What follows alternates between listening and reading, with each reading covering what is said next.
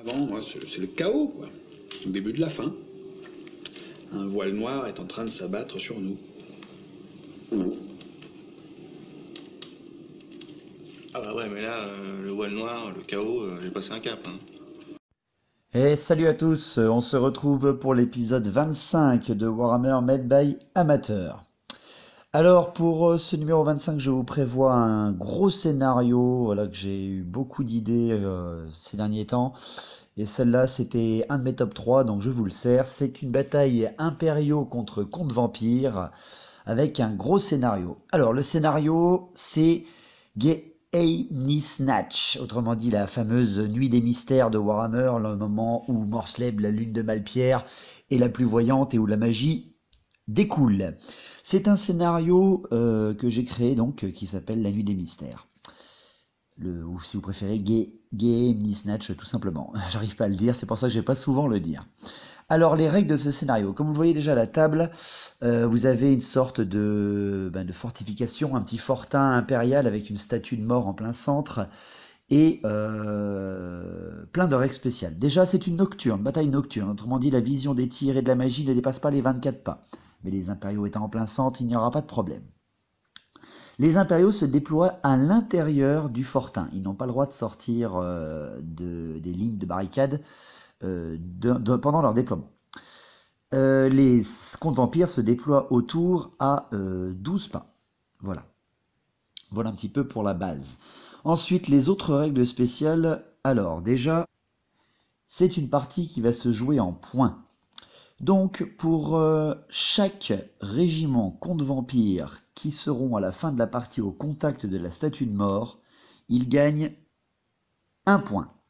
Voilà, pour chaque régiment qui sera en contact à la fin, gagnera un point. Ils auront également 2 points par héros et généraux impériaux tués. Voilà. Du côté des impériaux, chaque régiment impérial qui sera toujours dans l'enceinte à la fin de la partie rapportera 2 points pour les impériaux. Et de plus, chaque camp a plus de points si son général est toujours dans l'enceinte à la fin de la partie, et plus 1 point par héros qui est toujours dans l'enceinte à la fin de la partie. Voilà, donc ça joue vraiment sur énormément beaucoup de points.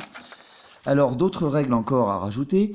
La partie dure comme tenir la tour. Autrement dit, à partir du tour 4, on jette un dé et on rajoute le numéro du tour. Et si ça fait 10, ça arrête la partie. Donc ça peut être une partie de 4 à 9 tours, quoi. Donc ça peut être super long.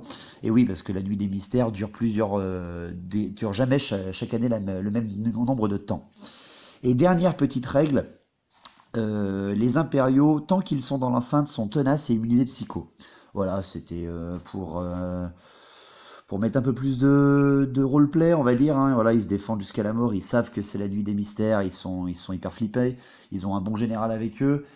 Et de l'autre côté, les comtes vampires, eux, n'ont pas le droit d'utiliser des éthérés ou des volants sur la statue de mort, en fait, hein, d'accord, à la fin. Sinon, ça serait vraiment, vraiment trop facile. Donc voilà, pour les règles de ce numéro 25 de Warhammer Made by Amateur. Donc une bataille à 2500 points de chaque côté.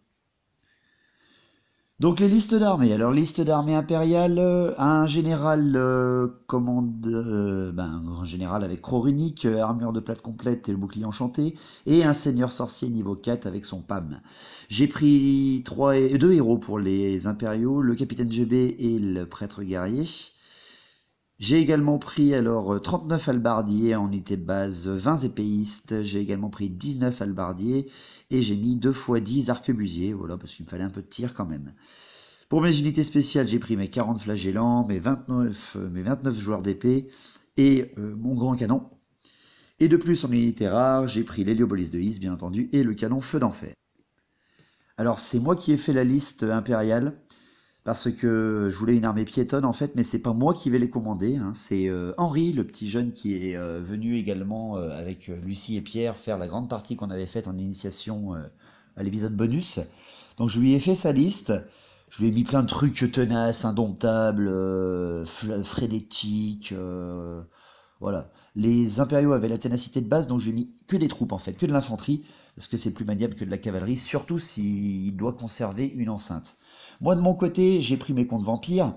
Alors j'ai été sport, j'ai mis qu'un seul régiment déterré, et c'est pas vraiment un régiment vu que c'est des nuées. Sinon pour tout le reste, j'ai que mis de l'infanterie en fait. Quasiment à part quelques infanteries monstrueuses, mais pas plus. Donc mon armée s'accorde autour d'un maître nécromant niveau 4 avec mon parchemin de dissipation et maître des morts. J'ai mis également un roi revenant avec plus de attaques et bouclier enchanté, et mon trio de Banshee bien entendu. Pour ce qui est des unités de base, alors j'ai mis 30 zombies, j'ai mis 2 fois 20 ghouls, j'ai également mis 39 guerriers squelettes et 2 fois 24 guerriers squelettes. J'ai mis plein de bases, voilà, parce que c'est la nuit des mystères. Mon maître nécromant vient de s'amuser avec son livre des morts et il vient de réveiller plein de mecs dans le cimetière à côté. J'ai également rajouté 19 gardes des cryptes, 2 fois 3 Vargeist, mes 3 nuées d'esprit et ma machine Mortis. Donc voilà, tout ça pour 2500 points de chaque côté. On reste sport, j'ai pas mis de cavalerie lourde, j'ai pas mis plein d'éthérés de partout. Voilà, on reste dans le vif du sujet d'une bonne petite bataille scénarisée comme je les aime. Donc voilà pour la magie. Alors pour la magie en compte vampire, mon général a eu le Néek, il a eu la vigueur infernale, ce qui permet de relancer les jets pour blesser, il a eu le regard de Nagash et la résurrection. Hyper intéressant pour ce scénario. Et du côté d'Henri, son sorcier lumineux, parce qu'il a pris bien sûr le domaine de la lumière comme conseiller, a eu le sort primaire, il a eu le filet d'Amintok, il a eu le bannissement, il a eu la distorsion de Biruna qui donne le frappe toujours en premier et plus une attaque, enfin le truc monstrueux pour là également n'importe qui dans son armée. Donc voilà. Dernière petite règle pour compenser le immune psycho et tenace des impériaux. Mon général contre vampire peut lancer autant de fois qu'il veut Néek. Voilà, il n'est pas restreint à un seul sort Néek par tour. Il peut le lancer autant de fois qu'il veut. Alors après, on va être sport quand même aussi. On va pas faire pousser des mecs de partout. Mais voilà, pour changer un peu et mettre encore plus de pression sur le joueur impérial. Donc on a jeté les dés et ce sont donc les impériaux qui vont commencer la partie. Donc c'est parti pour ce numéro 25 de Warhammer Made by Amateur. Gehenni Snatch, c'est parti pour la nuit des mystères.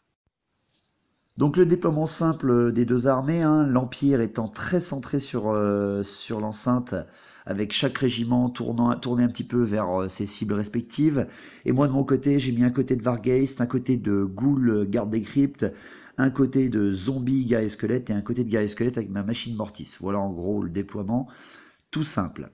Donc tour 1, c'est parti, tour 1 des impériaux, on y va. Henri ne fait aucun mouvement, il a bien fait son déploiement, donc il passe directement à sa magie.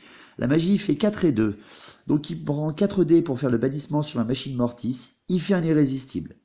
Voilà, c'est la nuit des mystères, la magie coule à flot. Donc l'irrésistif 9 fait frapper, donc il fait moins 1 PV sur son sorcier, mais rien n'arrive sur son prêtre guerrier. Et derrière, il perd ses autres dés de magie. Pour ce qui est du bannissement, il fait 15 touches force 4 sur la machine Mortis et boum, moins 4 PV parce que c'est enflammé. Oh là là, ça fait mal, ça fait très très mal. Pour les tirs, les arbalétriers dans la tour tirent sur la machine Mortis et m'enlèvent mon dernier PV. Voilà, je me fais péter ma machine Mortis à la fin du tour 1 impérial avant même que je puisse faire mon reliquaire. Enfin c'est ouf, oh là là, monstrueux, monstrueux. Donc elle explose, mais au tour 1, force 1, rien à craindre. Les arquebusiers tirent sur mes Vargeist, mais là ils ne font rien. Le canon tire à la mitraille sur mon 2e régiment de Vargeist et enlève 2 PV, donc ça va, je m'en sors bien. Le feu d'enfer tire sur les zombies et fait 26 tirs, il tue 10 zombies, mais bon, c'est des éléments vivants, c'est rien à craindre. Donc voilà pour le tour 1 impérial. Le tour 1 contre vampire. Eh bien, le tour 1 contre vampire, je déclare une charge avec mes Vargeist, bien sûr, sur la tour où il y a les arquebusiers. Je perds 4 PV sur le tir en riposte des arquebusiers. Je charge également avec mes autres Vargeist sur le canon. Mes ghouls, mon premier régiment de ghouls seul, charge les flagellants. Et de plus, mes nuées d'esprit chargent le feu d'enfer. Voilà un petit peu pour mes charges. J'avance sinon tous mes autres régiments de leur mouvement de base, en fait, pour pouvoir tirer avec les cris, ou simplement parce qu'ils sont trop loin de leur général. À la magie, je fais 6 et 2, donc je tente un regard de Nagash sur l'héliobolisme et je suis dissipé.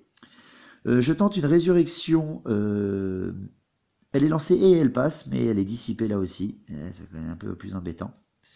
Et sinon, bah, je tente la vigueur infernale sur mes ghouls, et là, vu qu'il a plus de dissipation Henri derrière, ça passe. Donc c'est plus utile pour se battre contre ces foutus flagellants.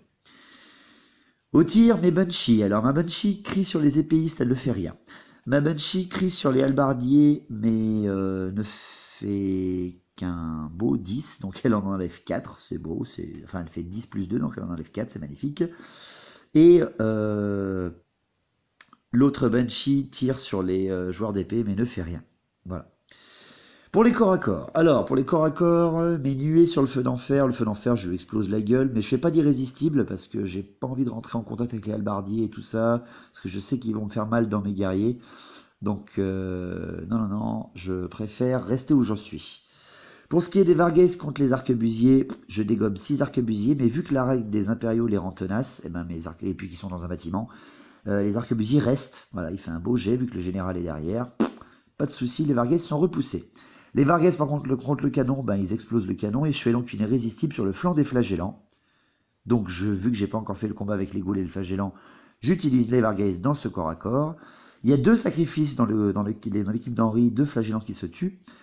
Je dégomme 8 flagellants, 16 flagellants en tout, pardon. Et lui derrière me décalque 17 ghouls et 4 PV dans les Varghese. Donc je perds de 4, hein. L'instabilité tue mes Varghese et dégomme mon régiment de ghouls. Waouh! Ah ouais, là ça fait mal quand même, hein. J'en décalque 16 sur 40, mais non, lui il m'arrache tout ce que j'ai envoyé dessus. Magnifique pour un tour 1, c'était très très beau. Donc voilà pour le tour 1 de la partie. Le tour 2 impérial. Et c'est parti, mouvement, il se place avec son héliobolus devant les nuées, voilà pour les bloquer, pour pas qu'elles puissent traverser la ligne. Il retourne un petit peu son mage. Pour la magie, il fait 5 et 3. Alors, il tente l'héliobolus sur les nuées, mais je le dissipe. Par contre, son bannissement passe sur mes nuées. Il fait 16 touches. Et il me reste plus qu'un seul PV sur une seule nuée. Oh, ça fait mal. Pour les tirs, les arquebusiers tirent sur les Varghese, mais ne font rien parce qu'ils sont plus très nombreux. Et les arbalétriers tirent sur les ghouls avec le général, hein. Mais non, ça me tue qu'une seule ghoul. Tant pis. Et pas de corps à corps, donc pour ce tour, c'est sympa. C'est très bon pour lui. Tour 2 des contes vampires. Allez, c'est parti pour mes charges. Je charge avec mes Varghese sur les arquebusiers. Bien sûr, ça passe. Ils peuvent pas tirer depuis leur position parce que je suis trop près. Les guerriers squelettes chargent les joueurs d'épée. Les zombies et mes guerriers squelettes avec la Banshee chargent les halbardiers en noir. Oui, ça passe. Mes guerriers squelettes chargent également les épéistes avec leur Banshee. Avec le Banshee et ça passe aussi. Et les gardes des cryptes chargent les flagellants avec leur roi revenant. Mes ghouls plus mon général également chargent les arbalétriers. Bon sang, je vais y arriver. Et en tirant riposte, je ne perds qu'une seule ghoul. Pour finir, Manuel a un seul PB, charge l'héliobolus en espérant le miracle. Voilà pour les mouvements. je fonce dedans, quoi. À la magie, je fais 4 et 3. 4 et 3, je tente une résurrection, elle passe, et j'ai 10 zombies d'un coup qui arrivent en plein centre sur l'objectif. C'est parfait. J'envoie un EEC pour booster un petit peu tout ça. Et ça passe, et je gagne 2 ghouls sur mon général, parce que je le lance que à 6+. Pour les tirs, alors, la Banshee crie dans les joueurs d'épée, elle tue 3 joueurs d'épée. Boum! La Banshee crie dans les halbardiers qui sont en noir et en tue 4. Boum! Et la Banshee qui crie dans les épéistes en tue 5. Allez! Alors elles étaient pas contentes que la machine Mortis soit morte, hein. Oh la chorale quoi, monstrueux. Elle en tue 5 hein, dans les épéistes parce qu'elles sont trop loin de leur général en fait, tout simplement. Magnifique, juste magnifique. Donc les tirs étant terminés des contes vampires, je passe au corps à corps. Alors la Banshee avec les guerriers squelettes contre les joueurs d'épée, plus leur général, plus la GB. La Banshee et les 14 et je perds 14 guerriers squelettes. La Banshee est décalquée parce qu'en face il a un gros runique son général. Donc ouais non ça fait très mal. Et avec l'instabilité, 14 guerriers squelettes et la Banshee qui meurt. Par contre derrière je vais tuer 3 joueurs d'épée. Bon, voilà, je reste corps à corps, mais je sens que ça va pas durer bien longtemps. La nuée contre l'hélioboliste, j'enlève un PV à l'hélioboliste, mais vu qu'il est tenace, il reste, pas de souci avec le général à côté et la GB. Les guerriers squelettes plus les zombies, plus la Banshee contre les halbardiers en noir, là, je décalque 5 halbardiers, ils me tuent 2 zombies et 2 guerriers squelettes, mais bon, hein, il reste pas de soucis pour eux, ils sont tenaces. Les guerriers squelettes avec la Banshee contre les épéistes, 3 guerriers squelettes meurent, et je ne fais rien contre les épéistes, parce qu'avec leur CC4 et leur parade à 6+, les mecs, eh ben, Henri réussit de super beaux résultats. Et ben, la stab tue un autre guerrier squelette. Voilà. Les arbalétriers contre mes ghouls avec le général. Alors, bah, c'est simple, hein, mes ghouls exterminent en un seul round les arbalétriers et je prends possession de la tour. Parfait. Les flagellants contre les gardes des cryptes et les rois revenants. Alors, il y a 2 sacrifices dans les flagellants. Je lui tue 5 flagellants et il me tue 10 gardes des cryptes. Waouh, donc l'instabilité me tue 5 autres gardes des cryptes. Bon voilà, hein, je reste au corps à corps là aussi, mais ça fonce, c'est immonde. 15 mecs en un seul coup là, ça fait mal. Et enfin les Varghese contre les derniers arquebusiers, bien sûr, les arquebusiers meurent direct et je prends possession de la tour de garde. Donc voilà pour le tour 2. Ça devient sanglant, je commence à percer la ligne, mais sinon mes régiments ont quand même beaucoup de mal à passer, ces régiments d'élite impériaux. Tour 3. Tour 3 des impériaux, mouvement. Alors Henri, voyant son énorme horde qui ne sert plus à rien quasiment, la reforme un petit peu et reforme également son mage. C'est tout, parce que tout le reste est cliqué au corps à corps. La magie, il fait 6 et 1, donc il tente un bannissement sur les zombies là en plein centre qui viennent d'apparaître. Il le passe, j'arrive pas à le dissiper et il me carbonise mes zombies. c'est radical. Et avec les dés qui lui restent, il lance la distorsion de Biruna sur les joueurs d'épée. J'arrive pas à le dissiper parce qu'il fait un irrésistible. Oh putain, les joueurs d'épée ont plus une attaque et frappent toujours en premier. Le général et l'AGB impérial aussi. Oh mon dieu. Donc par contre, à l'irrésistible, il fait un 4. Donc pas bon. Avec l'explosion énorme qui en résulte, il tue 10 halbardiers et son sorcier est envoyé dans le chaos. Ah, monstrueux. Pour les tirs, il ne peut plus rien faire. Pour les corps à corps, alors les joueurs d'épée contre les guerriers squelettes là, alors j'arrive à dégolquer un seul joueur d'épée, mais derrière il me décale 13 guerriers squelettes avec sa bonus magique là, donc il m'extermine à l'instabilité, il reforme ses joueurs d'épée. L'Héliobolis contre la nuée, j'enlève encore un PV à l'Héliobolis, mais il reste au corps à corps vu qu'il est tenace. Les halbardiers contre les zombies avec les guerriers squelettes et la Banshee, je lui tue 2 halbardiers, il me dégolque 3 guerriers squelettes, donc les halbardiers restent encore à corps vu qu'ils sont toujours indomptables et tenaces grâce à la règle spéciale du scénario. Pas indomptables mais tenaces. Les épéistes contre les guerriers squelettes et la Banshee, 2 guerriers squelettes qui meurent et 3 épéistes qui meurent, toujours tenaces grâce à la règle, donc épéistes qui restent, c'est impressionnant. Les flagellants contre les gardes des cryptes, 2 sacrifices, c'est les flagellants, n'importe quoi. 3 guerriers des cryptes qui meurent et 2 flagellants qui meurent parce qu'ils n'ont plus le bonus des fléaux, ils font déjà beaucoup moins mal. Donc à la fin, avec la stabilité, il ne reste plus que le roi revenant contre les flagellants. C'est vraiment dommage parce que j'aurais espéré qu'un garde des cryptes reste pour pouvoir en rebooster derrière un EEC, mais non, il reste plus que le roi revenant contre une grande ligne de flagellants, c'est beau pour le tour 3 impérial. Le tour 3 contre vampire. Déclaration de charge, les Varghese qui sont tout en haut de la tour, charge l'hélioboliste. Oui, parce que normalement on peut pas charger depuis un bâtiment, mais là, pour la beauté du scénario, non. On s'est regardé avec Henri, il m'a fait oui, allez, vas-y, je t'accorde le fait, ça marche. J'ai fait oh, c'est sport, c'est beau. Donc les Varghese chargent l'hélioboliste avec un petit astérix sur la règle. Désolé pour Marsky, il pourra m'en dire quelque chose, certainement. De plus, les ghouls et mon GG chargent de flanc les épéistes. Là aussi, on peut pas charger depuis un bâtiment normalement, mais ça compte pas vraiment comme des bâtiments, vu que c'est une enceinte et pas des bâtiments spéciaux. Parce que sinon, c'était vraiment trop dur de faire le scénario de mon côté. À la magie, 6 et 4, et je fais également une canalisation. Je tente une résurrection, je suis dissipé. Je tente un EEC à 18+, et il passe, et il n'est pas dissipé. Donc je gagne plus 1 PV sur un Vargheist, plus 1 PV sur ma nuée, plus 7 guerriers squelettes qui affrontent les halbardiers, plus 9 zombies qui sont tout au centre, plus 8 guerriers squelettes qui s'affrontent les épéistes. Voilà. Et avec les dés qui me restent, je lance une vigueur sur mes ghouls et elle passe. Wouhou! Toute la magie qui passe, c'est beau. Et oui, parce qu'il a plus son niveau 4 en face, c'est plus difficile pour lui. Au tir, la Banshee crie sur les halbardiers en noir, elle ne fait rien. La Banshee crie sur les épéistes, elle en dégomme 3 autres. Boum, c'est beau, c'est sympa, j'aime beaucoup. Au corps à corps, l'Héliobolis contre les Vargeist et Manué. Ben là, l'Hélioboliste avec les forces de 5 qui lui frappent dans le dos, ouais, il explose. Et il y a une irrésistible des Vargeist sur les halbardiers en noir derrière. Les Vargeist plus les zombies, plus la Banshee, plus les guerriers squelettes contre les halbardiers noirs. Il me tue 2 zombies, il me tue 2 guerriers squelettes, mais derrière j'annihile les halbardiers noirs, je peux reformer ma ligne. Les épéistes contre ma Banshee contre mes guerriers squelettes, contre mes ghouls, contre mon général. Moins 4 épéistes, direct, les épéistes meurent à 4 d'un coup.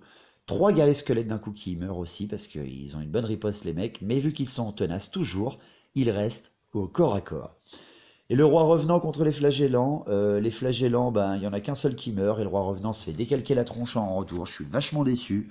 Je pensais que les rois revenants étaient plus costauds, mais bon, on peut pas tout avoir non plus. Donc il peut reformer ses flagellants sans aucun problème. La fin du tour 3 est très brutale. Merci à Henri de m'avoir accordé des charges qui normalement ne sont pas permises. Ça relance un peu la game, c'est très intéressant. Ça lui met beaucoup de pression. Le tour 4. Tour 4 impérial, déclaration de charge. Les flagellants chargent les ghouls, ça passe sans aucun problème. Il fait également une reformation des halbardiers et des joueurs d'épée pour vraiment verrouiller le centre du jeu. À la magie, il fait 3 et 4, mais derrière, après, il n'arrive pas à passer la prière car je le dissipe.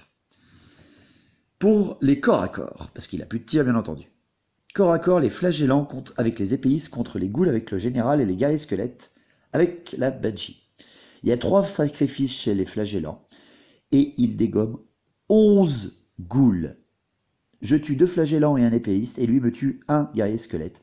Donc à l'instabilité, je perds 10 guerriers squelettes et mes ghouls sont exterminés et je perds aussi 1 PV sur mon général. Waouh! Oh, ça me fait mal la charge de flanc là. Ah ouais, là je rigole plus du tout. Sachant qu'il n'y a pas d'autre corps à corps, et ben voilà la fin du tour 4 impérial. C'était rapide. Le tour 4, compte vampire. Allez, je déclare d'autres charges. Mes Vargeist, mes Manué et mes zombies chargent les halbardiers. Et les 3 réussissent. Mes guerriers squelettes chargent également les joueurs d'épée. Et ça passe. Et ouais, je rentre dans l'art de ces impériaux. J'y vais complètement à la mort. Je sais que je vais perdre tous mes régiments là, mais c'est pas grave. C'est pour la beauté du jeu. À la magie, je fais 2 et 1. Zut. Et je fais une canalisation. Par contre, ça, c'est très utile. Donc, à 2 dés, je lance une résurrection. Elle passe et elle n'est pas dissipée. J'ai 5 zombies qui apparaissent sur la table. Avec mes 2 dés qui restent, eh ben, je lance un EEC à 12. Je le passe et il ne peut plus me dissiper. Donc je regagne mon PV perdu sur mon général. Je regagne 8 guerriers squelettes qui affrontent les épéistes. 10 zombies qui sont tout fraîchement arrivés arrivent en plus. Je gagne également 6 zombies contre les Liobolis. Non, pas contre les Liobolis, contre les halbardiers. Je gagne également 6 guerriers squelettes qui affrontent les joueurs d'épée. Waouh, ça pousse de partout. Au tir, la Banshee qui est contre les épéistes ne fait rien. Et la Banshee contre les joueurs d'épée en tue 3. Toujours bonne la chorale, toujours bonne. Le corps à corps, les joueurs d'épée contre les guerriers squelettes et la Banshee qui l'affrontent. Alors là, c'est radical. Je ne fais aucune perte chez les joueurs d'épée. Et le général, l'AGB et les joueurs d'épée me décalquent ma Banshee et 18 guerriers squelettes avec l'instabilité bien sûr. Waouh, ça fait mal, mais bon, c'est la beauté du jeu. Les halbardiers avec leurs prêtres guerriers contre mes Vargeist, mes zombies et Manué. Je tue 6 halbardiers, mais derrière ils ne visent que mes zombies. Et ils m'en décalent que 11. Donc les halbardiers gagnent de 3. Et ils me tuent Manué à l'instabilité, un Vargeist à l'instabilité et encore 3 autres zombies. Fouah, ça fait mal. Et les flagellants avec les épéistes. Eh ben oui, contre mon général, les guerriers squelettes et la Banshee. Eh ben, c'est très simple, il n'y a pas de sacrifice chez les flagellants parce qu'ils ne font que 1 et ils n'arrivent pas à blesser celui-là qui veut se sacrifier. Donc il y a 2 guerriers squelettes qui meurent et un épéiste seulement qui meurt. Il n'y a rien sur le général parce qu'ils n'ont plus le bonus de fléau. Donc les épéistes y restent. Bon, ils sont plus que 2, mais ils restent au corps à corps. Donc, fin du tour 4. C'est comme le veut le scénario, le moment où on jette le dé. Si je fais un 6, parce que c'est moi qui l'ai jeté. Si je fais un 6, eh ben, le combat est terminé, on comptera les points. Je lance et je fais un 1, donc on fait que 5 sur 10. Le combat continue pour le tour 5. Le tour 5, impérial. Eh ben c'est parti, mouvement, il n'en fait aucun. Et oui, il ne fait aucun mouvement parce que tout est cliqué. À la magie, rien, parce qu'il veut faire de la prière, mais je le pâme, parce qu'il lance 6 dés, moi j'en avais que 4, oui il fait 4 et 2, mais voilà, je le pâme, parce que voilà, juste pour lui faire chier. Au tir, il peut rien faire, donc directement corps à corps pour le tour 5 des impériaux. Guerrier squelette contre joueur d'épée, j'enlève 3 joueurs d'épée, mais je me fais décalquer la tronche de tous mes guerriers squelettes. Voilà, ça c'est fait. Donc il reforme ses joueurs d'épée sans problème. Les halbardiers avec leurs prêtres guerriers contre les zombies et le Vargeist, je tue 3 halbardiers, mais derrière, il me dégale que 10 zombies. Donc, boum, hein, les zombies et le Vargeist sont éclatés à l'instabilité. Il reforme ses halbardiers sans problème. Les flagellants contre mon général, qui est contre les épéistes, qui sont contre les guerriers squelettes. Voilà, ça se combat pendant cette nuit des mystères. Il y a 3 sacrifices chez les flagellants. Les épéistes meurent tous contre les guerriers squelettes et ils n'arrivent rien à faire ces pauvres flagellants contre mon général. Donc mes guerriers squelettes sont libérés du corps à corps avec leur banshee. Et oui, parce qu'ils n'ont plus rien en face d'eux, il n'y a plus que le général qui est en contact avec les derniers flagellants. Donc fin du tour 5 impérial, j'entame mon tour 5 contre vampire. Et là, j'essaie d'être stratégique au maximum. Tour 5 des contre vampires, j'utilise les mouvements de ma banshee. Je la sors du régiment en fait et je la fais un peu aller dans un no man's land. Pendant ce temps, mes zombies là, invoqués et mes guerriers squelettes avancent pour être au contact en fait avec la statue de mort. À la magie, je fais 4 et 3. Je tente une résurrection, mais je suis dissipé parce qu'il utilise tous ses dés.